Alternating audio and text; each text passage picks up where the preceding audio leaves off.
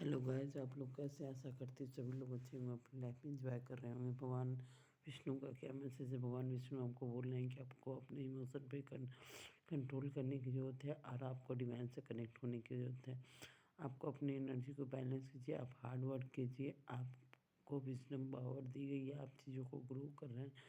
आपके साथ लोगों ने जिन लोगों ने भी गलत किया, हार्ट किया, आप उन लोगों को उनका कर्मा मिल रहा है। आपके हिटर्स आपके साथ माइंड गेम खेल सकते हैं। 4 से 5 लोग हैं जो आपके साथ माइंड गेम या चीटिंग खेल सकते हैं। कोई इंसान जिसने आपको हर्ट किया या आपको तकलीफ दी, वो आपकी लाइफ में फिर से आपकी भावनाओं के साथ खेल सकता है और उन लोगों को उनका कर्मा मिल रहा है। यानी कि डिवाइन अब आपके साथ जस्टिस कर रहे हैं और आप अपनी चीज़ों को ग्रो कर रहे हैं। आपकी तरफ डिवाइन की तरफ से एक अपॉर्चुनिटी भी आने वाली, जिसको ग्रैब करके आप बहुत अबंडेंस कमाएंगे। तो यही भगवान विष्णु और माँ लक्ष्मी का मैसेज था। इस रीडिंग को क्लेम कीजिए और कमेंट में जय माता दी। ओम